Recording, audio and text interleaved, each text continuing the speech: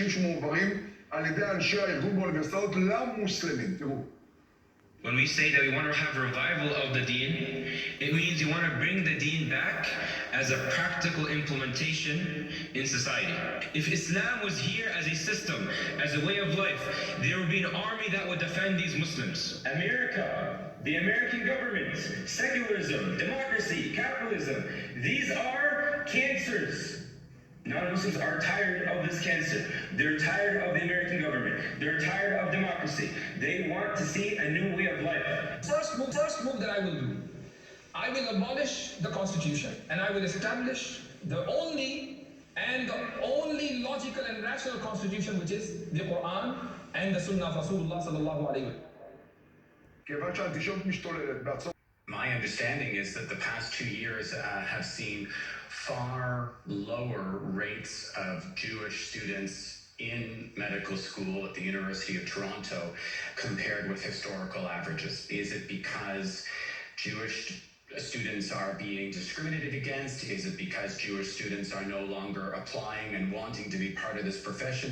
I don't know, but it is odd that there has been a marked decrease in the number of Jewish medical students accepted to medical school in Toronto these past 2 years. We found up to $20 billion in just a few universities, 20 billion with a B. Wow.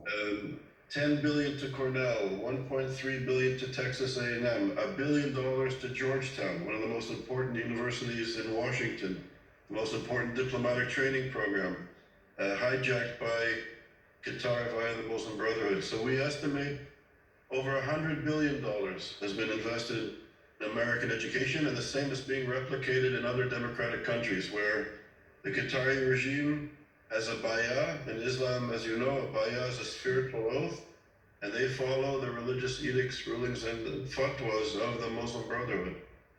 And they're nice to us.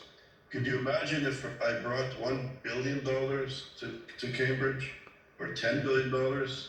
I'd be treated like royalty. And speaking of royalty, you know, the Qatar had an official state visit with the King and Queen of the United Kingdom, and they're really operating at the upper echelons of British society, of French society, of North American society. So using money and soft power to promote the ideology of the Brotherhood, which is anti-democratic, anti-Israel, and anti-Semitic. Among security forces, that their perception is changing. I think many Americans and American politicians and security people thought that the problem of the Muslim Brotherhood was far away in the Middle East. But what we see now is that American citizens were murdered and kidnapped by the Palestinian chapter of the Muslim Brotherhood, which is Hamas, still housed in Qatar. So they killed American citizens. We see also in Colorado, in Washington, Muslim Brotherhood activists connected directly to the Muslim Brotherhood carrying out murder and violent attacks on the streets of the United States.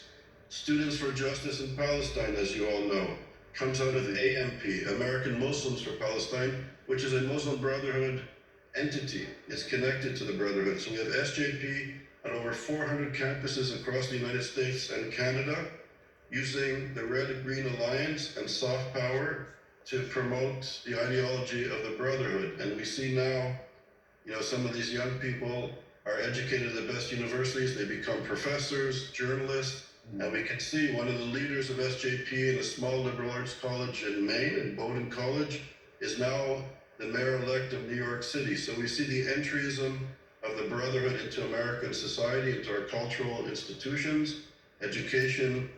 As you know, is the institution where young people learn to be citizens, and the Muslim Brotherhood is infiltrating these entities, creating leaders. And we need to create awareness of the dangers, because, as you know, the Muslim Brotherhood wants to distance Israel from the United States, to weaken and alienate and destroy it, the little Satan. And we know from their strategic goals to use anti-Semitism as a way to fragment and destroy the great Satan, the United States. Yeah. So there's awareness. I think there's more awareness, Dina. Wow.